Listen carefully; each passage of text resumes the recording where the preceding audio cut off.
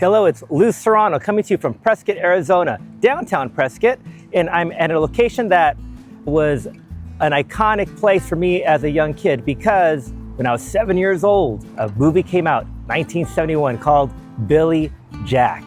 And right behind me over here is a ice cream burger shop called Marino's. And there was a scene that was shot there where Billy Jack, who is half Navajo Indian, he has a fight with some people in there. And Billy Jack was a guy that was really protective of the Native American Indians in town.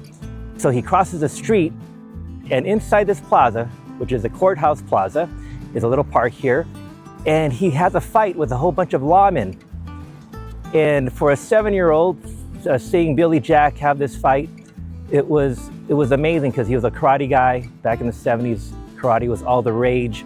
And for me to be in this park where Billy Jack was filmed, it's like a childhood dream come true for me. So I'm gonna check out the town, Prescott, Arizona, Courthouse Plaza, this iconic fountain behind me. It's in the movie, check it out. It's such a great movie for 1971. I'm just happy to be here. Just a short walk away, I found a plaque with a legendary name, Doc Holliday.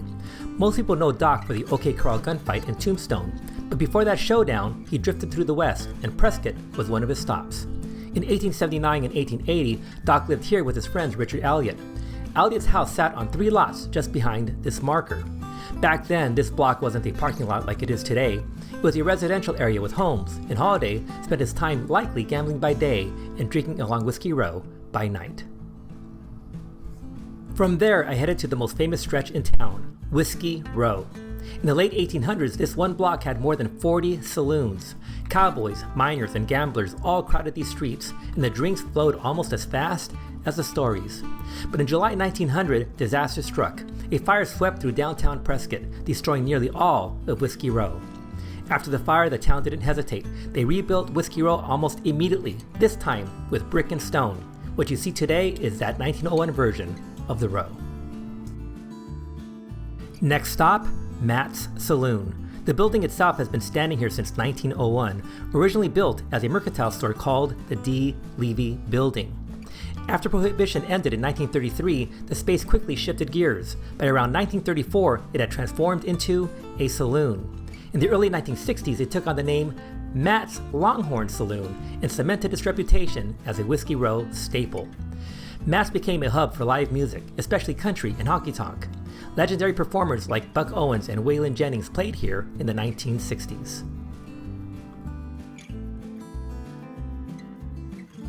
Then we climbed upstairs to the Jersey Lilly Saloon. It's named after Lily Langtry, a British actress from the late 1800s, famously nicknamed the Jersey Lily.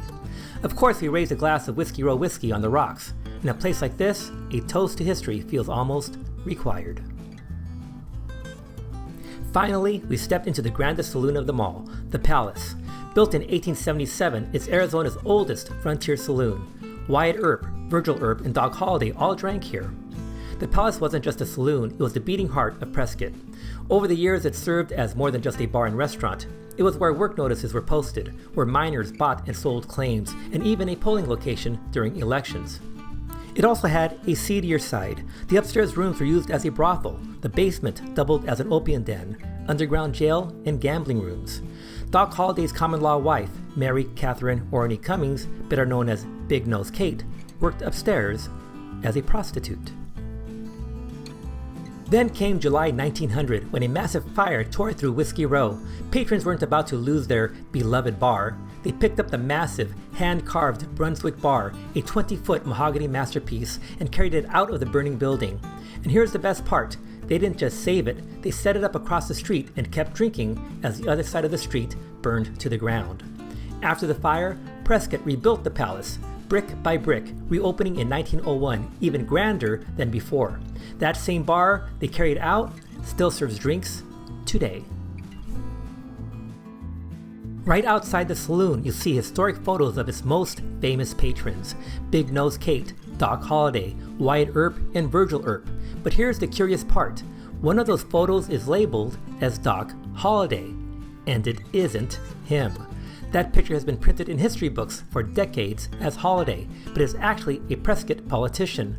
There are only 2 authenticated photos of the real Doc Holliday, and one of them is on the plaque I visited earlier. Inside, the Old West spirit is still alive. 2 bartenders were dressed in full 1880s attire, corsets, ruffled skirts, the works. It felt like stepping straight into the past. And since I was here, I had to raise a glass of history myself. I tried Old Overholt rye whiskey, Doc Holliday's whiskey of choice. One sip, and I felt like I was sharing a drink with the legend himself.